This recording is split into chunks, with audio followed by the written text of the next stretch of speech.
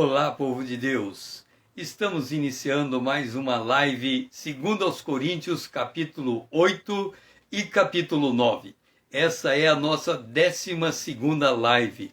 Nós estamos desenvolvendo o ensino de Paulo aos Coríntios acerca da virtude da generosidade.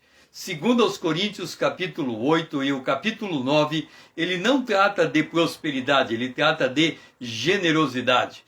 E Paulo explica o que é, ou ele ensina à igreja de Corinto como ser generosa a partir do exemplo de vida das igrejas da Macedônia e de Jesus Cristo, o nosso Senhor, se fez homem, se fez pobre, sendo rico, por amor de nós, para que por sua pobreza nós fôssemos enriquecidos. Na live anterior, nós demonstramos que para Deus a pobreza e a riqueza, pesada em uma balança, é menos que nada. Nós demonstramos que, olhando para a história do Antigo Testamento, quando o mundo era dividido entre judeus e não judeus, ou seja, judeus e gentios, os judeus eram aqueles que tinham Deus. Os gentios já não podiam dizer o mesmo. O apóstolo Paulo, ele faz essa distinção na sua carta aos Efésios, no capítulo de número 2, quando ele retrata essa divisão do mundo. Ele diz: portanto, lembrai-vos de que outrora vós, gentios na carne, chamados incircuncisão, por aqueles que se intitula circuncisos, na carne, por mãos humanas. Naquele tempo, ele está dizendo dos gentios que ainda não tinham conhecido Jesus Cristo, mas naquele tempo eles eram separados, o mundo era separado entre judeus e gentios. Naquele tempo, diz, naquele tempo estáveis sem Cristo, separados da comunidade de Israel e estranho às alianças das promessas, não tendo esperança e sem Deus no mundo. Então nós encontramos os gentios no Antigo Testamento nessa condição de separados da comunidade de Israel, estranho às alianças das promessas e não tendo esperança e sem Deus no mundo. Por outro lado, quando o apóstolo Paulo vai retratar o Israel do Antigo Testamento, ele vai dizer o seguinte acerca dos judeus no Antigo Testamento. Irmãos, vamos ver. No Antigo Testamento, ele vai falar, deixe-me procurar aqui, está no capítulo 9, ele fala assim, dos judeus no Antigo Testamento, no capítulo 9. São israelitas, pertence-lhes a adoção e também a glória, as alianças, a legislação, o culto e as promessas. Continuando acerca dos judeus. Deles são os patriarcas, e também deles descende o Cristo, segundo a carne, o qual é sobre todos. Deus bendito para todos sempre. Amém.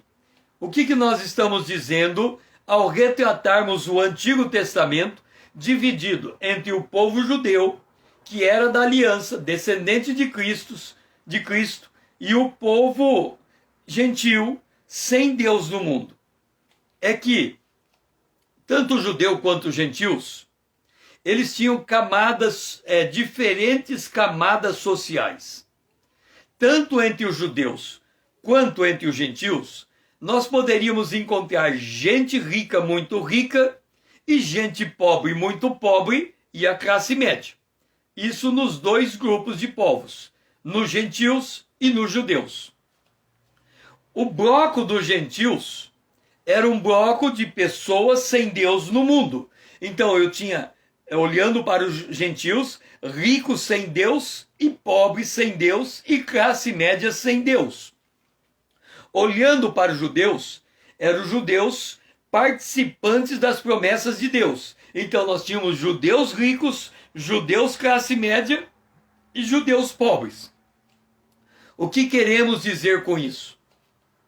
É que do ponto de vista natural, a riqueza material não interfere na salvação de um indivíduo, porque o indivíduo não é salvo baseado naquilo que ele faz, mas ele é salvo baseado na confiança que ele deposita em Cristo Jesus. Por que que então, quando aquele jovem rico chega com muitas propriedades, e Jesus dizendo a ele, vende tudo que tem, dá aos pobres e segue-me, por que que depois daquele jovem negar seguir a Jesus, porque tinha grandes propriedades, muitas propriedades, Jesus se volta para os discípulos e diz, mais fácil entrar um camelo em uma agulha do que um rico entrar no reino dos céus. Por que que Jesus disse isso?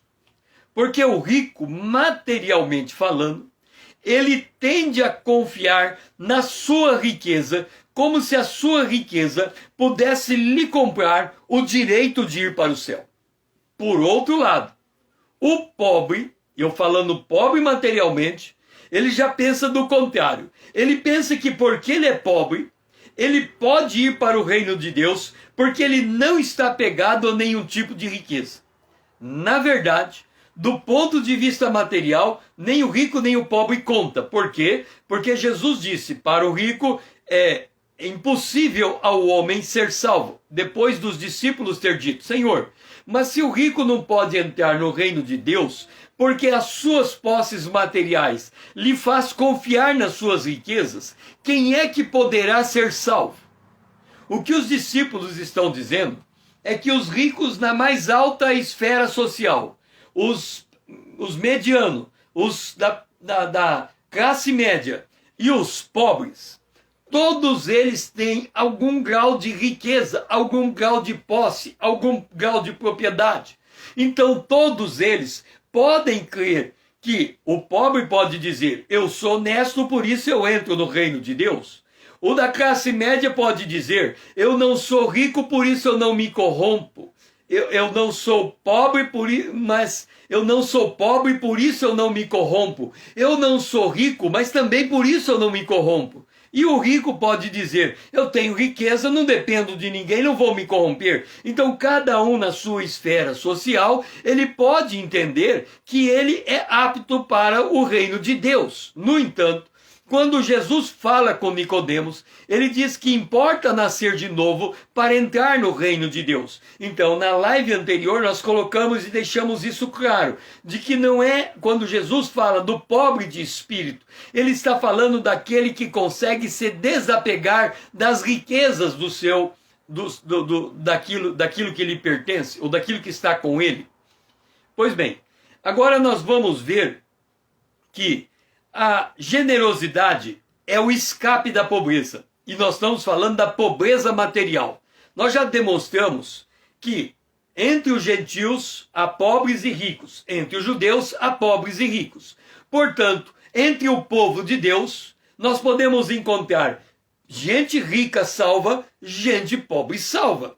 Então não é a condição financeira que vai determinar o estado do espírito, o estado de espírito de alguma pessoa. A pessoa pode ser rica e pobre de espírito. A pessoa pode ser pobre e pobre de espírito. A pessoa pode ser rica e não é pobre de espírito. A pessoa pode ser pobre e também não é rica, não é pobre de espírito. Então não é isso que faz. Mas a condição de ser pobre financeiramente e não ser generoso pode impedir que ele saia da sua condição de pobreza física, monetária, condição social que ele se encontra.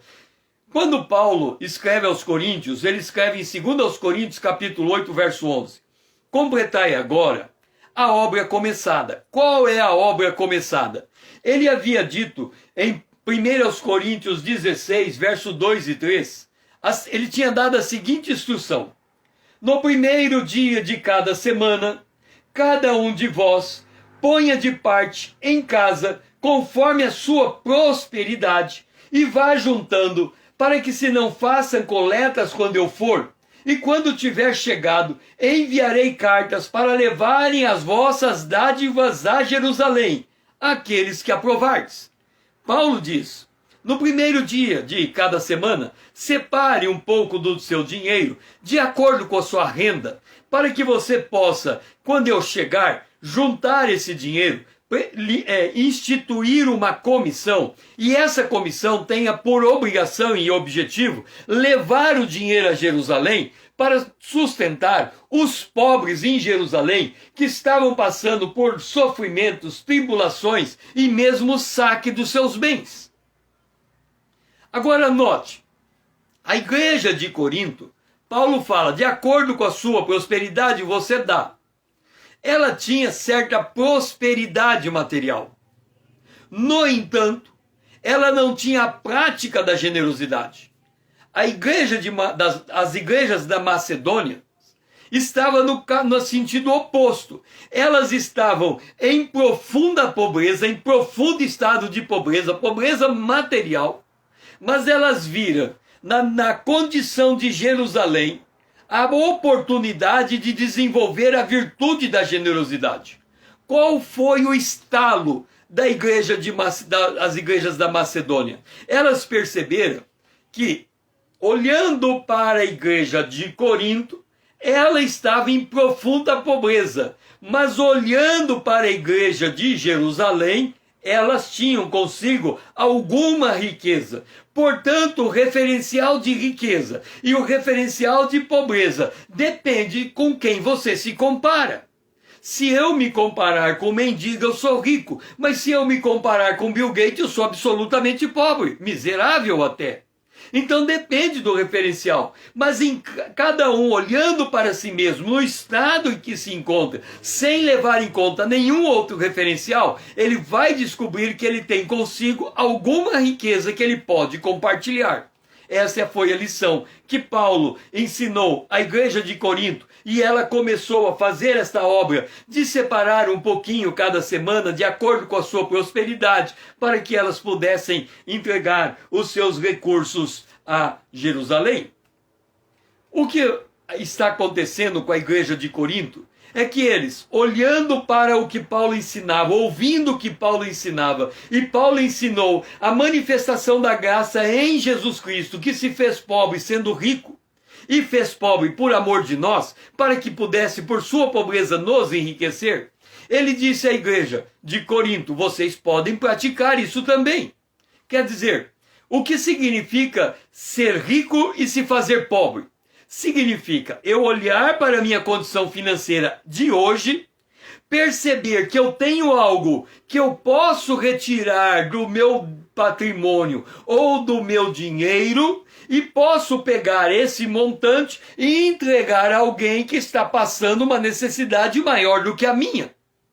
Esse estado de consciência é o estado em que dá o start de pôr em prática a palavra e não ser somente ouvinte, enganando a si mesmo, como ensina Tiago em Tiago 1:22.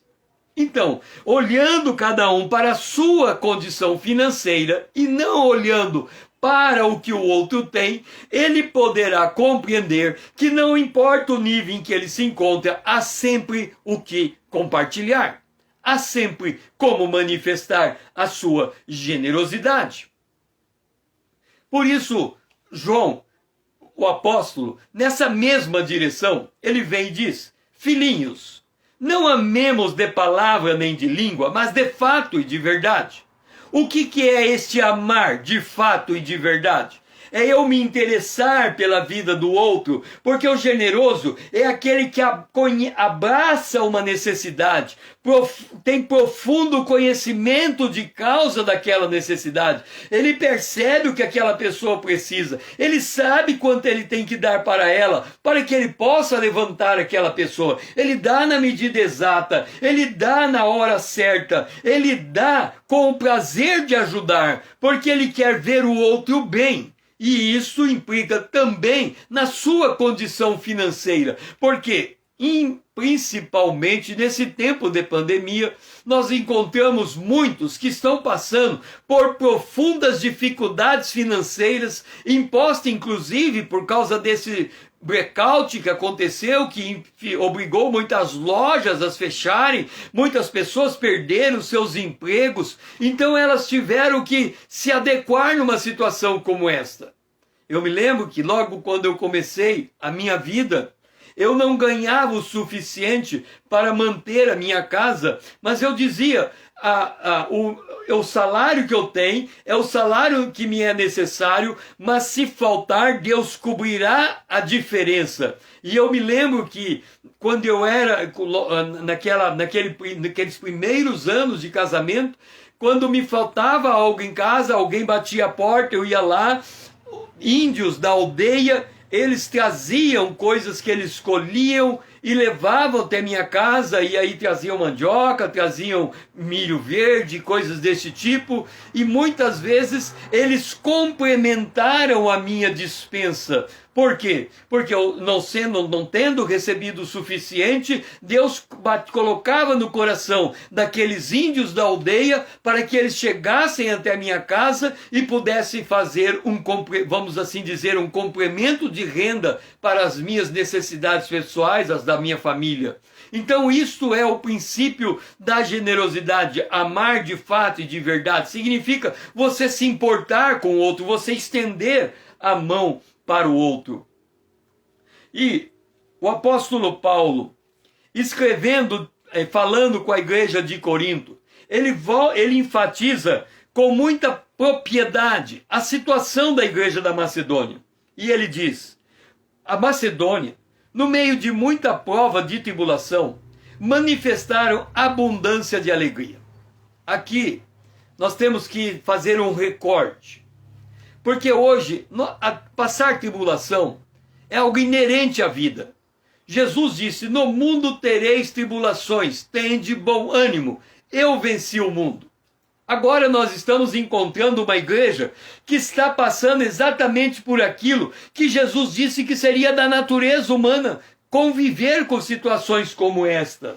E aí a igreja as igrejas da Macedônia, elas cruzaram as tribulações, manifestando a abundância de alegria. O senso de paz. A alegria é fruto do Espírito. A manifestação do Espírito de Deus na vida da igreja da Macedônia era tão relevante, era tão impactante, que mesmo a tribulação não conseguia apagar o sorriso daquela igreja. Seja bem-vindo, irmão Paulo. Deixe-me contar uma experiência que eu tive acerca de um povo de Deus. Certa feita eu estava no Rio de Janeiro e eu vi um grupo de coreanos, e aquele grupo de coreanos eles não conheciam nada de português, eles eram cristãos, e eles iriam fazer uma apresentação musical em um evento cristão, e eles iriam cantar uma música, e ao cantar aquela música, eles queriam cantar a música em português. Então ele estava decorando a música em português. Mas o que me chamou a atenção naquele grupo de cristãos era a expressão do sorriso deles.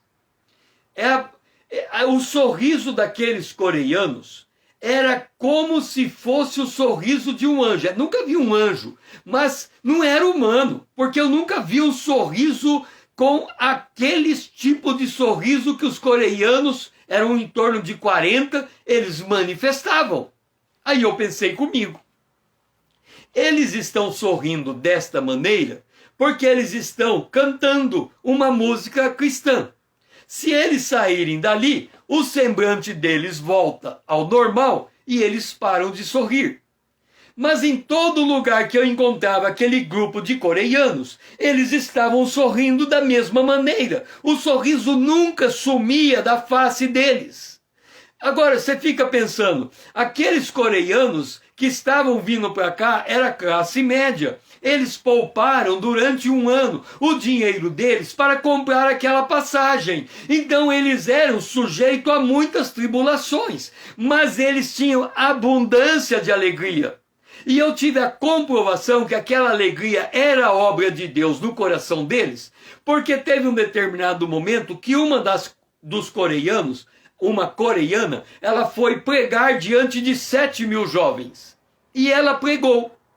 Quando ela terminou de pregar, ela pregou em coreano. Alguém traduziu para o português. Ela não sabia português e nenhum coreano sabia português. Quando ela terminou de pregar, os 40 coreanos estavam do lado dela. E talvez umas 100 ou 200 pessoas, 150 pessoas, levantaram a mão para vir à frente para receber uma oração. Ela virou para os 40 coreanos e pediu para que eles fossem ao encontro daquelas pessoas para colocar a mão sobre elas e orar. Só que os coreanos não sabiam português. Mas quando cada um dos coreanos, os 40, cada um deles colocar a mão sobre um brasileiro, o semblante deles mudou e eu vi lágrimas descendo do rosto. Isso significa que os 40 coreanos eram homens quebrantados de espírito. E somente quem é quebrantado de espírito, somente quem é curado interiormente, somente quem é cheio do Espírito Santo, consegue manter abundância de alegria no meio de uma tribulação, que é o que acontecia com a igreja da Macedônia. E eles superaram, e neles superabundou em grande riqueza de sua generosidade. Então, qual é o quadro que Paulo ensinou à igreja de Corinto? Que pobreza é uma oportunidade para que aquele que é rico pratique a generosidade. Jesus disse certa feita: os pobres vocês sempre têm no meio de vocês. A pobreza que está em nossa volta, é uma oportunidade para aquele que é rico desenvolva a virtude da generosidade, seja um canal de bênção.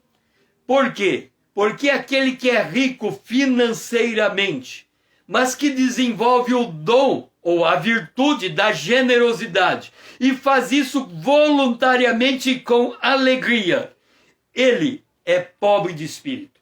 Porque a pobreza de espírito independe do grau de riqueza e da condição social que a pessoa tem. O pobre de espírito é como Jesus. Jesus era pobre, se fez pobre, mas sendo pobre, ele se tornou um canal de um pai rico.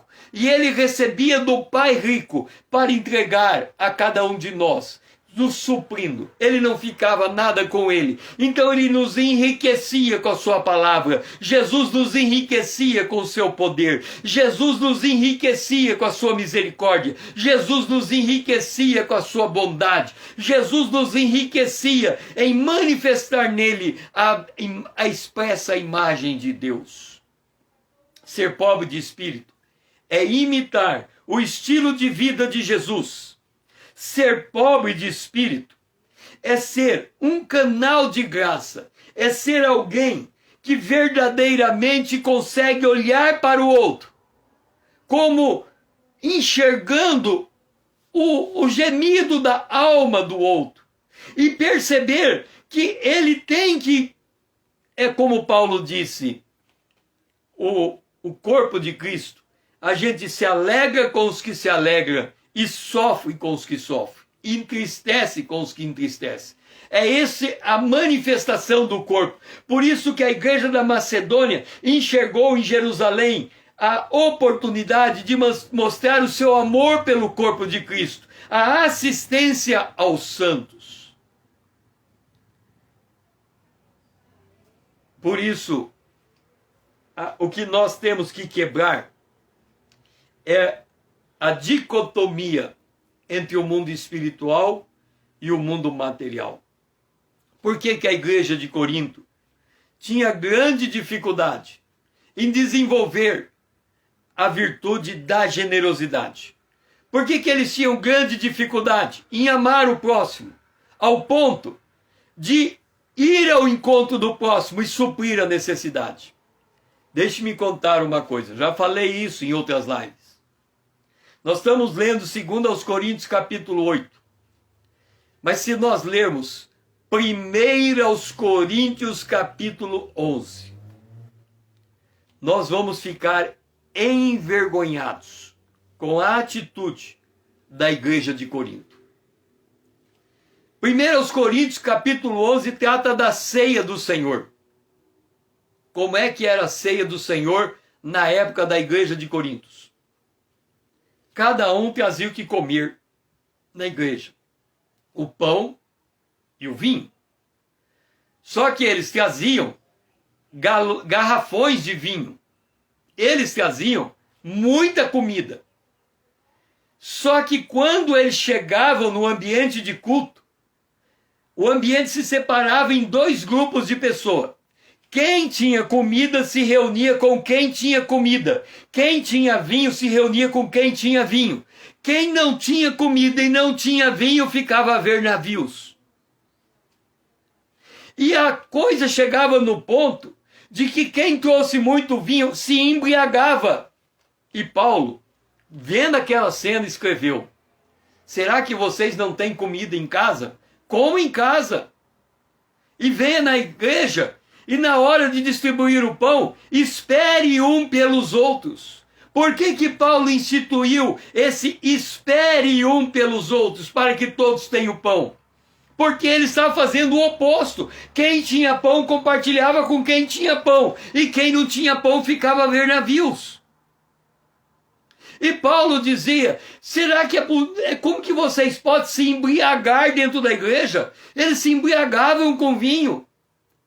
Ou seja, eles manifestavam avareza dentro do coração deles. O que é meu e não dou para ninguém. Eu não compartilho com ninguém. Eles não conseguiam enxergar o seu próximo, a necessidade do seu próximo. Um ambiente de culto é um ambiente em que pode estar sentado uma pessoa absolutamente rica e do lado dela uma pessoa maltrapilha. Eu já estive à frente de uma igreja onde eu tinha as pessoas sentadas, razoavelmente vestidas, eram índios ali, mas tinha um índio alcoolizado, bêbado dentro da igreja. Um dia eu cheguei na igreja para abrir, o culto era 7h, 7 da noite. Naquele dia eu resolvi chegar mais cedo, 4h da tarde, para ficar por ali esperando os índios chegarem. Eles iam chegar às 7, mas eu estava ali na congregação. E quando eu cheguei 4h da tarde, tinha 20 índios bêbados.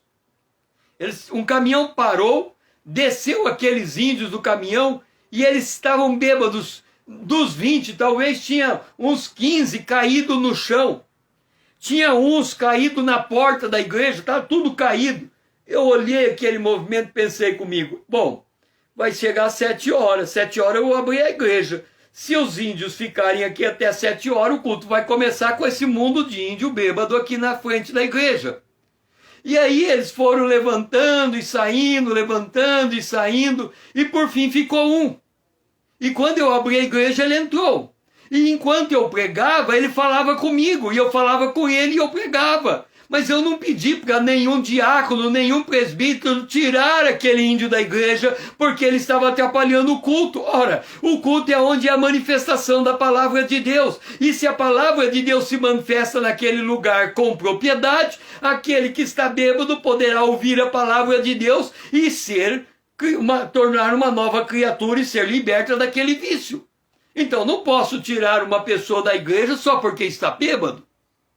Então esse é o sentido em que nós temos que quebrar a dicotomia entre o mundo material e o mundo espiritual, senão vamos ficar como a igreja de Corinto, nos fortalecendo na fé, na palavra, no saber, mas deixando de lado o cuidado dos necessitados, de dar assistência aos santos. Por isso que Paulo ensina a igreja de Corinto a quebrar essa dicotomia. E ele fala: completai agora a obra começada, para que assim como revelaste prontidão no querer, assim também levais a termos segundo as vossas posses. Qual era a dificuldade da igreja de Corinto? A dificuldade da igreja de Corinto era colocar em prática a generosidade. Qual era a dificuldade? Em separar um pouquinho do seu recurso cada semana destinado à igreja de Jerusalém. Esta era a dificuldade da igreja de Corinto. Paulo diz: quando eu falei para vocês levantarem uma oferta, vocês todos levantaram a mão, se comprometendo a separar uma parte da sua renda para esta oferta. Vocês tiveram prontidão de vontade. Tão logo vocês ouviram o exemplo de Jesus, o exemplo das igrejas da Macedônia e o retrato da situação da igreja de Jerusalém, vocês se despertaram em ajudar aquela igreja.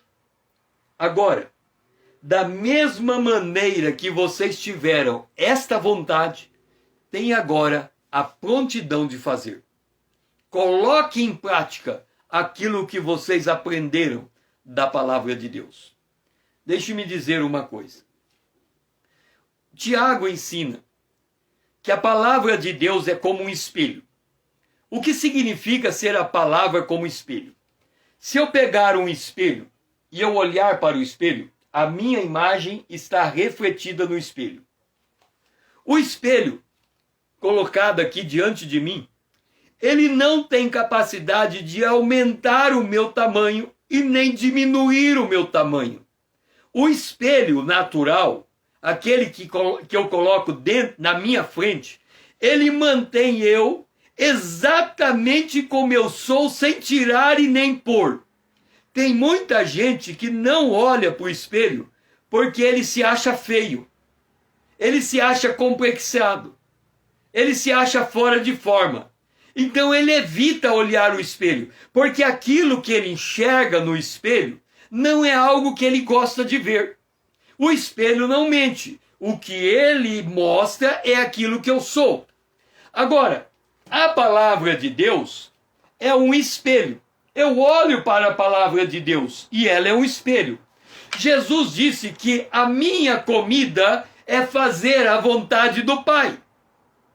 Ele estava com sede, pediu água para a mulher samaritana, ela não deu água, ele evangelizou, ela aceitou ele como Salvador, ela foi na cidade contar para todos, todos voltaram, os discípulos tinham ido na cidade, não trouxeram ninguém, não testemunharam de Jesus, voltaram só com comida, de mãos vazias, não trouxeram nenhuma alma. Quando chegaram diante de Jesus, Jesus disse: aqui está a comida, come. Jesus disse: eu já me alimentei. Como se alimentou? Não estou vendo comida aqui, nós chegamos com a comida agora. Que história é essa de já se alimentou? Não tem como ter se alimentado. Jesus disse: a minha comida é fazer a vontade do Pai. E qual foi a vontade do Pai? Ao pedir água para aquela mulher, e a mulher se recusar a dar água, ele continuou com sede, mas isso não impediu dele evangelizar aquela mulher, dele ganhar aquela mulher para ele, que ele é o Cristo, ganhou a mulher para ele, falou do Pai. Deus é espírito e está buscando verdadeiros adoradores que adorem em espírito e em verdade. Aquela mulher tanto compreendeu a verdade que foi buscar toda a cidade para vir junto com ela. E quando os discípulos estão ali com Jesus, Jesus diz: levanta a cabeça, vocês dizem que ainda não é hora da ceifa, olha como os campos estão brancos para ser colhido. E quando os discípulos levantam a cabeça, o que é que eles enxergam? Eles enxergam a cidade inteira voltando com aquela mulher para ouvir de Jesus. É como se Jesus dissesse: muito bem, né? Vocês foram na cidade, vocês podiam ter falado de mim para eles, vocês se calaram porque vocês não se davam bem com os samaritanos e vocês fizeram esse tipo de discriminação com eles e voltaram caladinhos, só trazendo comida para eu comer. Eu encontrei uma samaritana, falei de Jesus, ela foi até lá, trouxe toda a cidade. A comida é fazer a vontade de Deus. Então, quando eu pego a palavra de Deus e eu leio, e está escrito assim: a igreja da Macedônia, as igrejas da Macedônia manifestaram a graça de Deus, porque aprenderam com Jesus Cristo que ele, sendo rico, se fez pobre por amor de nós, para que na pobreza dele pudesse ser rico. A igreja da Macedônia, as igrejas da Macedônia, vendo o testemunho de Jesus, disseram para si: eu quero ser como Jesus, Eu sou rico, eu tenho alguma coisa comigo, eu quero me fazer pobre, pegar daquilo que eu tenho e entregar à igreja de Jerusalém. Ao fazer isso, o que aconteceu? Eles estão olhando no espelho. E o espelho está espelhando a avareza do coração deles. Mas a palavra de Deus está dizendo que para quebrar a ligadura da avareza, basta olhar o que tem, pegar um pouco e entregar para a igreja de Jerusalém. E aquilo está quebrando a avareza. E agora eles olhando para o espelho da palavra de Deus, eles vão perceber que eles são iguais a Jesus. Iguais a Jesus. E sendo iguais a Jesus, eles têm o coração cheio de generosidade para tirar da profunda pobreza que eles tinham ainda algum recurso para entregar à igreja, à igreja de Jerusalém. Isto é o poder da palavra de Deus. É por isso que Paulo diz: complete agora o que vocês começaram. Ele fala: eu não estou pedindo nada demais para vocês. Eu estou pedindo que vocês retirem algo segundo a posse de vocês. Veja como é curioso esse segundo a posse de vocês. Vou dar um exemplo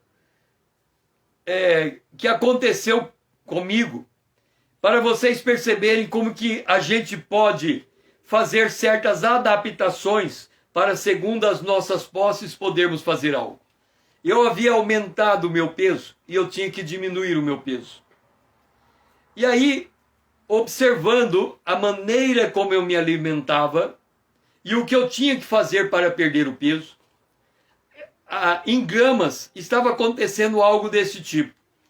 Todos os dias eu servia o meu prato num restaurante de quilo e pesava, e o peso do prato dava 400 gramas. Todos os dias eu comia 400 gramas.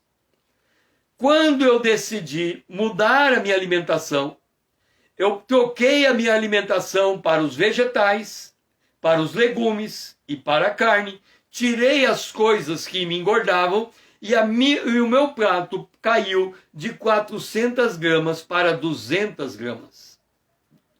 Se nós olharmos o valor de 200 gramas, na época, eu pagava, não sei, talvez 20 reais por 400 gramas. Se eu tiro 20 e como a metade, eu passei a comer 200 gramas, 10 reais.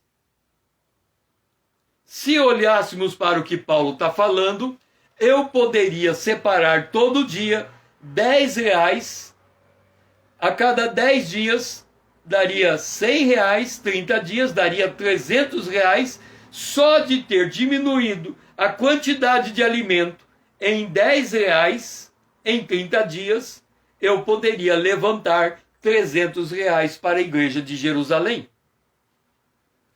Por isso que Paulo fala, segundo a sua posse, há sempre algo que você pode tirar para dar para alguém que está precisando. Isso não depende do nível social. É o que ele disse à igreja de Corinto. Se a igreja as igrejas da Macedônia, na sua profunda pobreza, eles conseguiam enxergar o que tirar, por que vocês não conseguem também? E a igreja de Filipo, que era uma das igrejas da Macedônia, ele escreveu o seguinte para motivar aquela igreja. Ele diz: porque é Deus quem efetua em vocês tanto querer como realizar segundo a boa vontade. Quando eles tomaram a prontidão de serem generosos com a igreja de Jerusalém, eles tiveram o querer de Deus dentro do coração deles. E eles não viram dificuldade em efetuar, ou fazer, ou praticar, ou colocar em curso a vontade de Deus, que era separar um pouco do recurso que eles tinham e entregar à igreja de Jerusalém. Então Paulo está ensinando a igreja de Corinto. Então, mas qual era a verdadeira dificuldade da igreja de Corinto? A verdadeira dificuldade era compreender o significado da graça de Deus.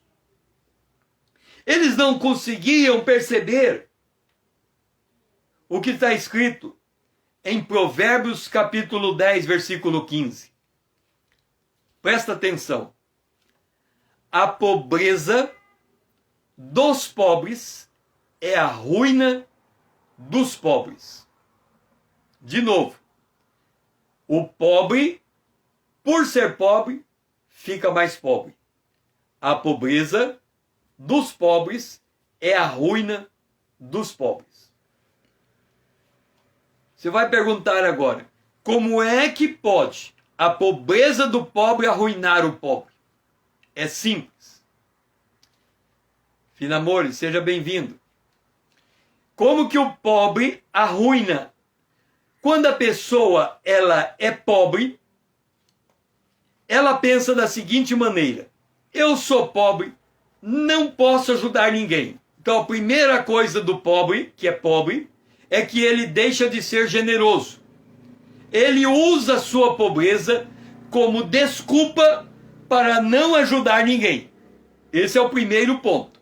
O segundo ponto do pobre: já que eu sou pobre, eu não posso ser capacitado. Eu não tenho mecanismo de mudar a minha condição social. Eu não posso pagar uma boa escola. Eu não posso fazer um bom curso. Então ele se acomoda na sua pobreza. Esse é o segundo ponto. O pobre se acomoda na sua pobreza. E quando ele se acomoda na sua pobreza, ele se torna preguiçoso. E aí o Salomão diz, Provérbios 24, 34. Assim, preguiçoso, sobrevirá a tua pobreza como ladrão, e a tua necessidade como um homem armado.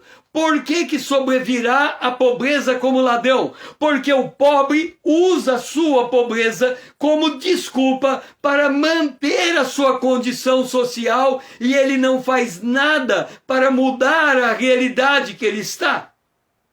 Então, quando Paulo chama a igreja as igrejas da Macedônia, e ele diz para as igrejas da Macedônia, ele diz, olha, vocês estão vivendo em profunda pobreza, mas olha para Jesus, ele também viveu em profunda pobreza, mas isso não impediu Jesus de fazer a vontade de Deus. E qual era a vontade de Deus? A vontade de Deus era praticar a generosidade, porque quando Jesus encontrou uma multidão que não tinha o que se alimentar, ele perguntou, será que vocês não têm nada aqui para dar a essa multidão o que comer? Aí apareceu um rapaz que tinha 5 pães e 2 peixes.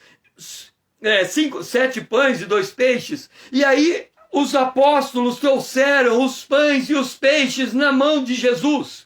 Mas Jesus se fez pobre para que os outros pudessem ficar ricos. Ele não poderia ficar com os pães nas suas mãos, porque se ele fica com pães e peixe na sua mão, ele passa a ser rico. Em Provérbios está escrito que o povo amaldiçoa o vendedor, porque o vendedor, ele fala, maldito é o vendedor que não faz circular a mercadoria, que retém a mercadoria. Por quê? O vendedor de loja, ele é o responsável por mover a economia de uma nação. Ele pega a mercadoria da fábrica que passou pelos intermediários, que chegou até o comércio e entrega aquela economia na mão de quem precisa. Ele gira a economia. Jesus fez girar a economia. Ele pegou o que ele tinha na mão, os pães e os peixes, levou ao Pai, agradeceu e entregou aos seus discípulos. E depois de entregar, ele não tinha mais nada.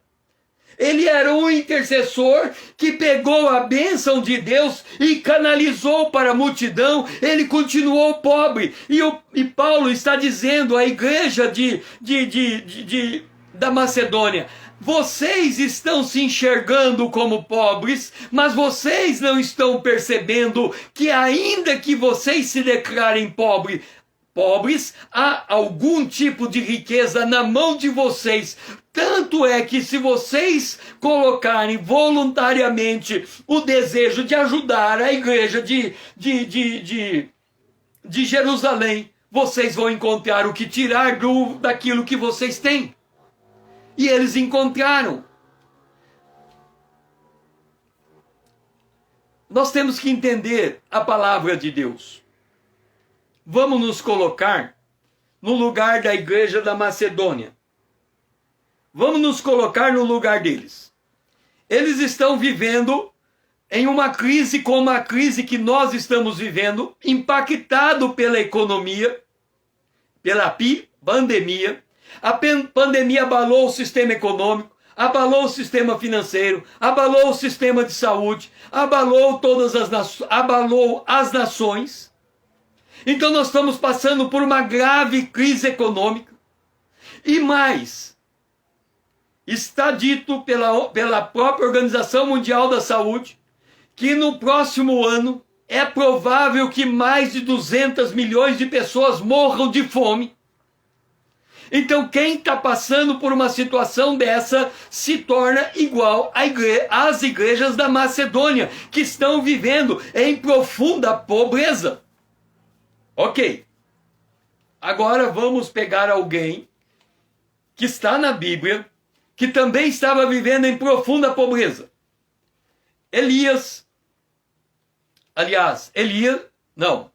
Eliseu recebe a visita de uma viúva e ela conta a ele a seguinte história. É o seguinte, Eliseu, o meu marido morreu, deixou uma dívida muito grande para nós. Nós não temos como pagar essa dívida. Eu tenho 2 filhos pequenos. E o dono da dívida veio até a minha casa e deu o seguinte recado. Se você em 48 horas, não dá lá 48 horas, mas vamos colocar para gravar a coisa. Se você em 48 horas não conseguir dinheiro para pagar a dívida, eu vou pegar os 2 filhos de vocês, teus 2 filhos, e eles vão ser o meu escravo em pagamento dessa dívida. O que eu faço, Eliseu? Ela é pobre. Eliseu cruza o braço, olha para ela e fala, mulher, o que eu posso fazer? Ele naquele momento ele não tinha nada, ele não tinha dinheiro para pegar dinheiro dele e colocar na mão daquela mulher. Como é que ele ia pegar o dinheiro dele? Ele não tinha. Então o que eu posso fazer, mulher? Aí Eliseu diz à mulher, o que você tem na tua casa? E ela disse, eu tenho um pouco de azeite. Aí ele dá um conselho para ela. Pega o azeite. Primeiro vai na casa de todos os teus vizinhos. Pegue panelas, não poucas, bacias, vasilhas, não poucas. Vem para a tua casa, fecha a tua porta, você e teus 2 filhos. Você vai pegar o azeite, vai derramar sobre a panela e você vai encher todas as panelas, vasos e vasilhas. Ok. Ela obedeceu o profeta. Ela foi, pegou as vasilhas, colocou no quarto, fechou a porta, chamou os filhos e encheu. Todas as vasilhas encheram. E agora, o que eu faço com vasilhas cheias? Ela volta o profeta e disse, profeta, lá estão as vasilhas todas com azeite, o que eu faço agora? Qual é o próximo passo? Nós precisamos de conselheiros sábios. Mesmo pobre, para sair do buraco que se encontra, ele precisa de conselheiros, alguém que lança luz para ele, que dá um insight para ele. E Paulo está dando um insight para a igreja da Macedônia, faça como Jesus, olhe para o que vocês têm. E eles olharam para aquilo que eles tinham, e quando eles olharam para aquilo que eles tinham, eles perceberam que eles ainda tinham um pouquinho, que eles podiam juntar e entregar para a igreja de Jerusalém. E ao entregar para a igreja de Jerusalém aquele pouquinho, e aquela sobra que ficou para eles, o mínimo que ficou, foi o suficiente para multiplicar. Paulo diz àquela viúva, vende o que você tem, paga a tua dívida e vive do resto. Ok, vamos nos colocar agora no lugar daquela mulher pobre, que só tinha um pouquinho de azeite, e a orientação do profeta, pega um pouco emprestado. Por que ela teve que pegar emprestado? Quando ela chegou para o profeta, ela disse, o meu marido pegou dinheiro emprestado e por causa do meu marido pegar dinheiro emprestado eu estou vivendo nessa condição. Qual a primeira lição? você também tem que pegar coisa emprestada, para você entender que quando teu marido fez o empréstimo, foi em benefício do lar. E você agora vai ter também que fazer o empréstimo. E teu marido não teve como pagar. Você também vai correr o risco de fazer o empréstimo e não ter como devolver. Agora cabe à tua consciência você voltar para o teu passado e liberar perdão para o teu marido. Porque a condição que ele viveu lhe impôs a necessidade de obter o empréstimo. Ele morreu, acabou a história dele. Começa a tua história. E a tua história também está começando com uma dívida. Você tem que pagar uma outra dívida, mas mesmo assim, olha para o que você tem, porque no meio daquilo que você tem, Deus pode fazer multiplicar. E agora pega o que tem, vende, paga a tua dívida e sobra. E o que faz com a sobra? No mundo moderno, a sobra daquela mulher chama capital. E o capital é a parte constitutiva de uma empresa. É o fundo de estoque de uma empresa. A empresa pode pegar o seu capital. No caso dela, ela podia pegar o dinheiro que sobrou, comprar mais azeite, trazer em sua casa, vender o azeite e com o dinheiro da venda, comprar mais azeite, vender o azeite. Em outras palavras, Paulo ensinou, Eliseu ensinou aquela mulher a ser uma empreendedora. Uma mulher que era pobre se tornou empreendedora, porque ela mudou a maneira dela enxergar a sua própria condição financeira. E é isto que Paulo está dizendo. O pobre que é pobre, que acha que não tem mais chance, que acha que acabou tudo, que acha que não pode ajudar o outro, ele está contribuindo para a sua própria ruína, porque ele não consegue reconhecer, ainda que seja um pouquinho, aquilo que Deus tem colocado em suas mãos. Por que que faz a diferença? Quando eu, mesmo na minha pobreza, eu pego do pouquinho que eu tenho e entrego para o outro. E isso faz diferença na minha maneira de chegar à minha própria existência. Porque sem fé é impossível agradar a Deus, porque é necessário que aquele que se aproxima de Deus creia que Ele existe e que se torna galardoador de todos aqueles que o buscam. E esse era o segredo de Jesus. Ele se fez pobre porque ele tinha um pai rico e ele sabia que ele podia viver no planeta Terra absolutamente sem nada, porque o pai iria suprir todas as suas necessidades em glória por amor a ele. E o pai dizia lá de cima, olhando para Jesus: este é o meu filho amado em quem eu me alegro. E como Jesus fazia a vontade do pai e aumentava a alegria do pai, e havia uma conexão entre eles, nada faltava a Jesus, ao ponto dele ter mulheres suprindo as suas necessidades com aquilo que ela tinha. Ele não tinha onde reclinar a cabeça, mas Pedro tinha sua casa, ele podia dormir na casa de Pedro. Ele não tinha como alimentar uma multidão, mas havia um jovem que tinha 7 pães e 5 peixes que colocou nas mãos de Jesus e ele fez a multiplicação, porque Jesus era um canal de bênção, era um intercessor, era um mediador entre o Pai e os homens, era aquele que pegava do Pai, colocava nas suas mãos e entregava e passava para o outro. Quando nós enxergamos isso, nós entendemos uma verdade. Disse-lhe o Senhor: muito bem, servo bom e fiel. Foste fiel no pouco, sobre muito eu te colocarei. Entra no gozo do teu Senhor. O que esta palavra nos ensina é que não importa a quantidade de riqueza material que nós temos. Nós declaramos que somos ricos ou somos pobres por causa dos referenciais com que nós nos medimos.